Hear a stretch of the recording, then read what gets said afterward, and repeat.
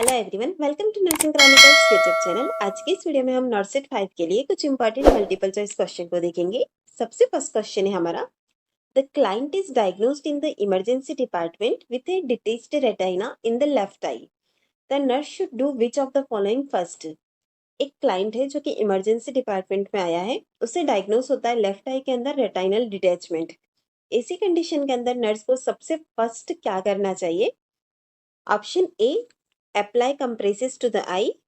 Option B, promote measures that limit mobility. Option C, remove all bed pillows. Option D, instruct the client to lie prone. Right answer है हमारा यहाँ पर option B, promote measures that limit mobility. जब भी retinal detachment वाली condition होती है तो वहां पर हमारा सबसे फर्स्ट एक्शन होगा हम क्लाइंट को बेड रेस्ट प्रोवाइड करें, लेकिन बेड रेस्ट हमें कहीं ऑप्शन में दिया नहीं गया है, तो हम नेक्स्ट की तरफ बढ़ेंगे। तो इसके बाद हमें करना होगा आई पैचिंग। आई पैचिंग से हम जो है उसका लिमिट कर सकते हैं उसकी मोबिलिटी को, इसलिए हमारा यहाँ पर option B, promote measure that limit mobility, right answer जाएगा।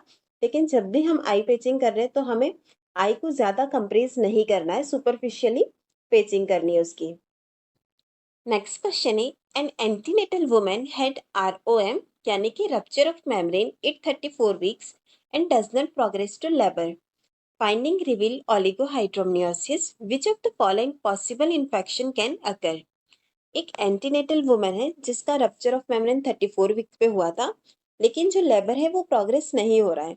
जब उसका फाइंडिंग करते हैं तो वो रिवील करता है कि इसको ओलिगोहाइड्रोमनियोसिस है। तो ऐसी कंडीशन के अंदर कौन सा पॉसिबल इन्फेक्शन आपको देखने को मिलेगा? Option A, chorioamnionitis. Option B, UTI, urinary tract infection. Option C, peritonitis, infection in peritoneum. Option D, ascites, fluid accumulation in abdominal cavity. Right answer है हमारा यहाँ पर ऑप्शन ए, कोरियोएमनियाइटिस जो है वो पॉसिबल इन्फेक्शन देखने को मिलेगा हमें यहाँ पर। इसके अलावा यूटीआई, पेरिटोनाइटिस, एसाइटिस यहाँ की कंडीशन के अकॉर्डिंग रिलेटेड नहीं है।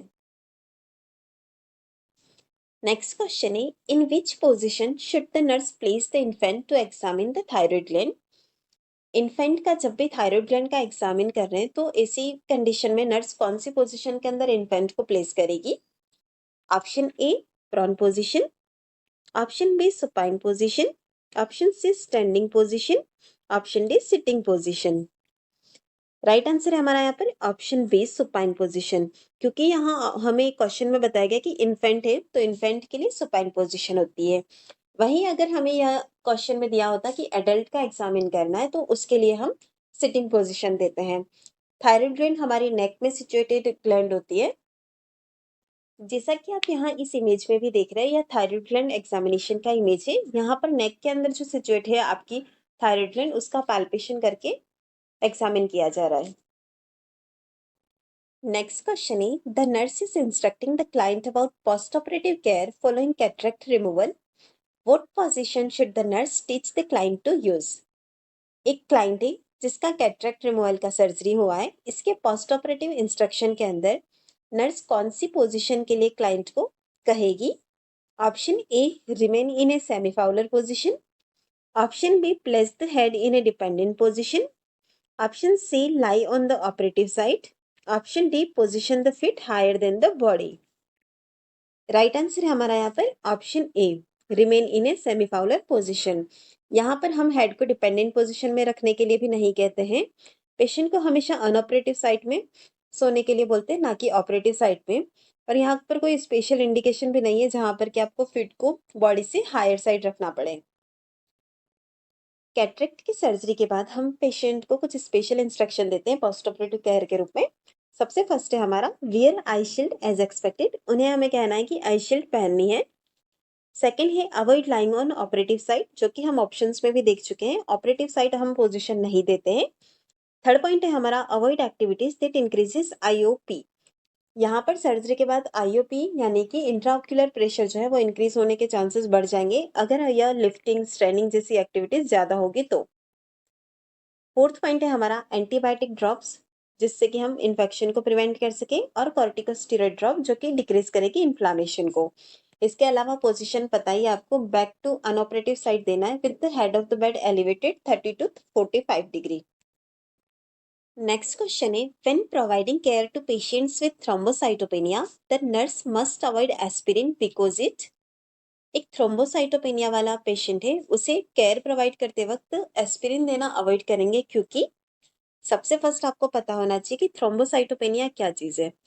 प्लेटलेट्स जो होती है उसे हम थ्रोम्बोसाइट्स भी कहते हैं। थ्रोम्बोसाइटोपेनिया यानी कि डिक्रीज थ्रोम्बोसाइट्स यानी प्लेटलेट्स काउंट डिक्रीज है। यहाँ पर प्लेटलेट का मेन फंक्शन होता है क्लॉट फॉर्मेशन का। अगर प्लेटलेट काउंट डिक्रीज है तो यहाँ पर डिक्रीज क्लॉट वाली कंडीशन देखने को मिलेगी। अगर क्लॉट नहीं बन रहा है तो ब्लीडिंग के चांसेस इंक्रीज हो जाएंगे। अब ऑप्शंस की तरफ बढ़ते हैं हम। सबसे फर्स्ट ऑप्शन है हमारा it produces haemolysis. Option B it destroy thrombocytes. Option C it reduces blood circulation। Option D it interferes with platelet aggregation.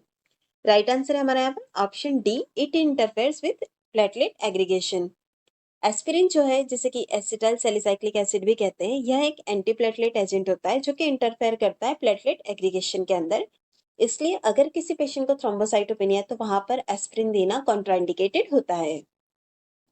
Next question है after cataract removal surgery the client is instructed to report sharp pain in the operating eye because this condition could indicate which of the following post operative complication.